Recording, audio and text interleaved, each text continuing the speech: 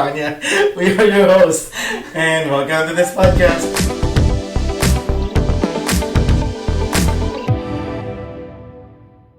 Today we will be talking about important medications regarding AML.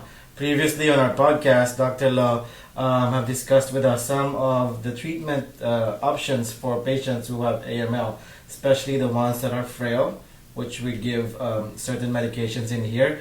And also, we invited our pharmacist to discuss with us further and in depth with what these medications are all about, so that as nurses, we will be able to confidently administer these medications without a problem.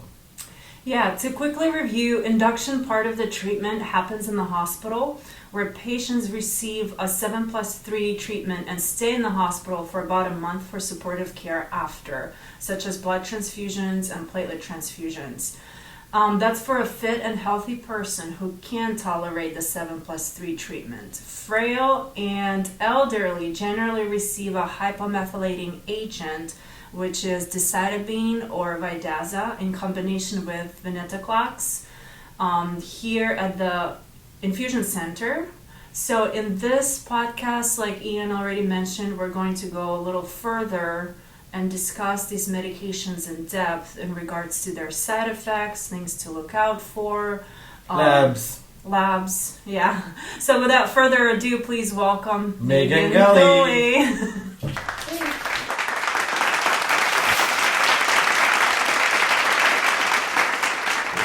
Hi Megan, how are you? I'm doing good. How about you guys? Good. Great. Thank you for joining us. Yeah, thank you for having me. Yeah. So to get started, for our first question, most patients who are started on chemotherapy, they have to do a Hep B panel. What are the reasons behind that? Yeah, so yes, of course. So hepatitis B monitoring is very important as a baseline lab prior to all patients starting chemotherapy or any type of immunosuppressive therapy. So typically 3 different types of hepatitis B tests will be ordered. So there's a hepatitis B surface antigen, a hepatitis B core antibody, and a hepatitis B surface antibody. The combination of those tell us if a patient is Hep B negative, if they are Hep B positive acutely infected, means they are positive right now, or if they've been previously infected and now immune, or if they have received the hepatitis B vaccine. So as we know by now, hopefully most chemotherapies are immunosuppressive. Therefore, a reactivation of hepatitis B may occur in some of our patients. So patients have been acutely infected. The risk of reactivation can be very high and can lead to a lot of disastrous consequences, right? Hepatitis B is involved in the liver. Mm-hmm. A lot of medications are metabolized by the liver. So if hepatitis B is reactivated, this can cause hepatitis and a lot of other problems as well, especially liver issues, complications, etc.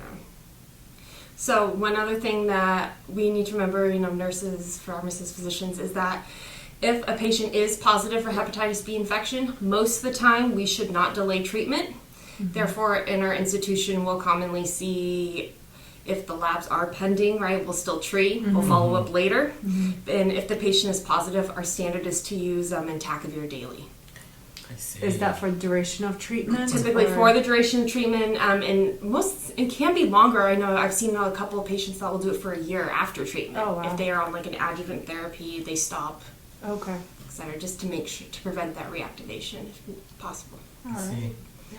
We do see that sometimes, rare. Sometimes, yeah. There are plenty of patients that have history of hepatitis B infection or acutely infected, and it's just a preventative measure. And if it's history of infection, do they still have to do that therapy? Typically, no. If they are actively infected, yes. Actively, okay. Right, so the Hep B panel, it's good for 3 years, right? Typically, it's definitely up to the physician to make that call. Okay. Most of the time, if they've been on treatment, subsequent treatments for years and years, for example, most of the time we won't redo it, but it's definitely more of a physician preference thing. Okay. Yes. But Good question. Yeah. Wow. Yeah. Anyway, the two hypomethylating agents are decitabine and Vidaza, right? Mhm. Are there any difference when it comes to their mechanism of action? Yeah, so as you said, they're both hypomethylating agents, meaning they're in the same class of medications. So statistically, those are going to be working just about the same way.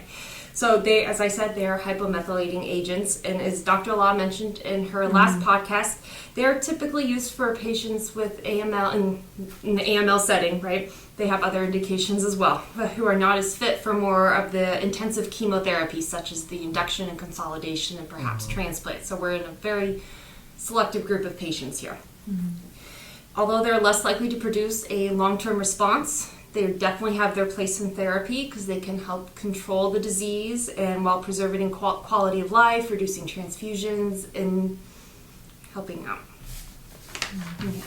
So in terms of the mechanism of action, hypomethylating agents, they work by stopping your cells in your cancer cells from growing. Right? Like most chemotherapies, right? In a nutshell. A little deeper, right? That they are responsible for, they turn off or stop a protein called DNA methyltransferase. That protein is used which regulates gene expression, which means gene growth, right? Cell division, etc. By integrating itself in, it prevents the cells from growing and death to the cells. So one small difference in the mechanism of action is that Vidaza works on both the DNA and RNA. Okay. While decitabine has no effect on RNA. I see. But no studies have been head-to-head between the two to show which one's better or not, right? Yeah. So definitely physician preference, right? And then there are slight benefits to each depending upon the patient, if they have transportation issues, if they have chair time, for example. So that decitabine's only given over 5 days, typically days 1 through 5. It's an hour-long infusion, and that's it. Versus azacitidine or Vidaza is typically at least started giving in a 5+2 fashion. So Monday through Friday, days 1 through 5, and the other 2 days are given on the subsequent Monday and Tuesday. So it's a few more days of chair time, but it's only a 10-minute infusion. Is that the difference in days? Is that because of research? Yes. Or, okay. Yeah, I'm honestly not quite sure why they did it. Why it's just how the data's been presented and how it was approved. So also it is, Vidaza can be given as a sub-Q injection, but we don't typically do that here. I know other medical sites can do it. What labs do we need to do? Yeah, so typically, once again, the same, very similar drug, very similar labs. So as always, right, this is AML, we're going to be looking at a CBC with diff. Always, right? We're going to look at the hemoglobin especially, right? Because as Dr. Law said, we talked about transfusions a lot. Very important standard of care with this to make sure everyone's safe. We'll also be looking at your kidneys, right? So a serum creatinine. And then we're going to be looking at liver tests as well. So typically there's going to be a T-Billy or an ALT. Okay. And the bicarb for Vidaza, is that because of kidneys? Yes. So in studies, they're shown there was a slight, very tiny percentage of people who had something called renotubular acidosis. I see. So that's why you remember acid base many moons ago, right? So that's why we're looking at that serum bicarb because it's associated with the alkaline urine. Which okay. So I don't know if this is also pertinent, but some treatment in the Beacon says that we could treat patients regardless of CBC counts. Yes. Why is that? Yeah, so it's just the disease itself, right? Okay. Even if they haven't been treated, their CBC is not good, right? Yeah. But there's always a few physicians that want a little bit more stringent parameters, especially in older patients who are a little more frail, right? Because there are risks associated with chemotherapy, as we know. And that's definitely up to the physician to make that call on if they want a certain parameter or not. And that found this, we've gotten more AML patients in our clinic that's slowly been changing more stringent parameters. And since we're talking about that, could you tell us more about some of the side effects of this medication? Yeah, so it's chemotherapy, right? Main side effect is going to be myelosuppression, right? So in a nutshell, low blood counts, right? So it's going to be red red blood cells, white blood cells, as well as platelets. So when that's all decreased, that's going to greatly increase your risk of infection and bleeding as well. So that's why we'll talk about infection prevention a little bit later in the next few questions. But it's very, very common to see AML patients receiving blood and platelets during their treatment, either before treatment or after. I think Dr. Law said she typically likes her patients to do twice weekly. Twice weekly or Twice weekly, yeah. And that's just going to be, once again, that's dependent upon the physician and their personal preference and how the patient responds to treatment. Yeah. This is, we've seen patients who will get one cycle and everything just tanks and they're deferred for weeks and weeks and weeks, versus you'll see another patient who you never thought would do as good. And they're here for years. They're here for years. You just see them over and over and over again, and it's great. But everyone, everyone reacts to chemo differently, and toleration. You can't predict tolerability to a lot of these things. As we already mentioned before, hypomethylating agents are used in combination with the oral venetoclax. Sorry, I forgot a piece. Can we edit a little Yes. bit? Okay. Yeah. I'm sorry. I was like, we talked about my last question, but other side effects of these agents can be diarrhea or constipation. You never know. So very, very important, especially for nurses, is to have a bowel regimen or bowel care setup, depending upon. I do know a lot of the nurse navigators go over that with their patients. Very important, but especially as nurses, after a few weeks of treatment, need to make sure everything's going okay in that department. I see. Yeah. So other things include with chemotherapy, both decitabine and venetoclax can include fatigue, fever, right, basics of, and then nausea as well. So some people do great. They don't want any nausea medication. Some people I know refuse Zofran because it makes them constipated. They do just fine. That is fine, Yeah. But some people, I haven't seen that many in the past couple of years, but it hits them really hard. They're very, very nauseous, and we'll have to give them a decent amount of antiemetics to help them get through treatment for the week. Yeah. Also, bruising as well. And that, remember, we talked about, low hemoglobin, low platelets. If you hit yourself, your body's not going to regenerate everything. Yeah. So, that's it's just little things like that as well. Yeah. As we already mentioned, the hypomethylating agents are used in combination with venetoclax, the oral chemo. What is the purpose of that? So, in the past, right, used to be azacitidine and decitabine, or even low-dose cytarabine many years ago were used with moderate response rates, right? When I was researching for this talk, one study called it dismal. Interesting. So, but as Dr. Law mentioned, performance status also affects patients' treatment decisions. Okay. So especially as an older patient, they're not as fit to go through, say, transplant, so induction, consolidation, perhaps transplant. They not be able to tolerate these high-intensity AML treatment regimens.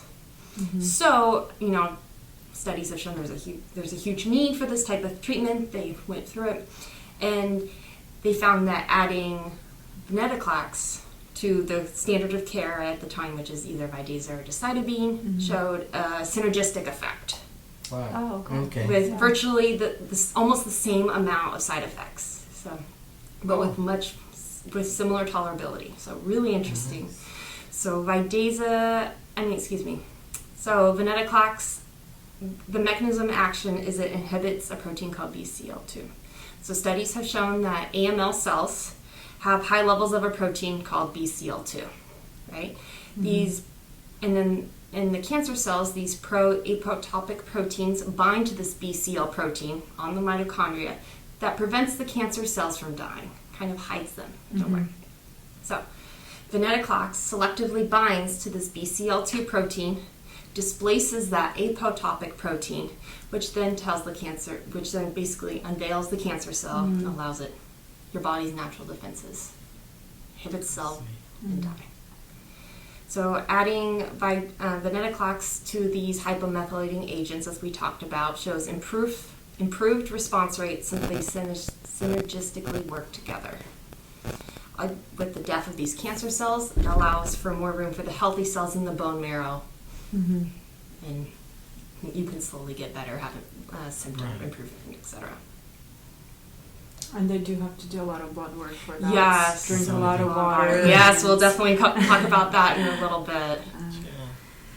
What's the purpose of antimicrobial therapy with these patients? Yeah, so antimicrobial therapy is very important, especially in these patients, and as they're older, right, more increased risk of infections. So myelosuppression is extremely common in this disease state. There is a high risk of patients infecting and contracting, bacterial, fungal, or even viral infections. This is ultimately the ND's decision to include all of these, but typically, very large amount of time, it is the standard of care to add an antifungal prophylactic like posaconazole or fluconazole. We'll also add, which is to help with Candida or an aspergillus. We will also typically include an antiviral, which helps prevent herpes simplex virus. So we'll use acyclovir. And adding antibacterial, so for example, Levaquin, that is a little bit controversial, and we definitely decide that's up to the physician to make that call. Yeah, I can see why just giving antibiotics yes, could be frowned upon. Yeah, so that can increase antibiotic resistance and C. diff. Yeah, C. diff, right, and it may also increase your driving bacterial resistance, which we all, if you've ever worked in inpatient, you know that's something we're really big on doing. Antibiotic stewardship in the pharmaceutical world. Yeah. Sometimes, but I know a lot of physicians, especially if they're in the hospital for some reason and they get chemotherapy there, they will do, I've seen Levaquin, for example, till their ANC reaches a specific number, and then they'll stop. Just a prophylaxis. Yeah, and that's definitely more the physician driven, right? They know the patient much more than, say, if I do. But there is a place in therapy for all of these.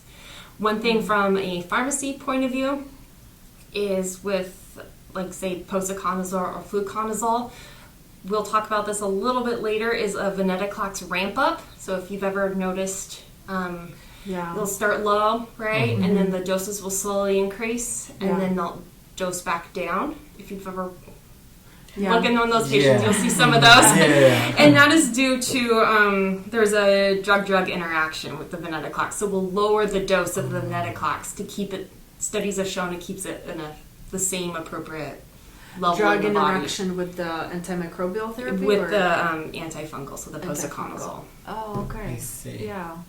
No, we do So see that. I've received many questions like, why is it decreasing? And it's because of a drug-drug interaction.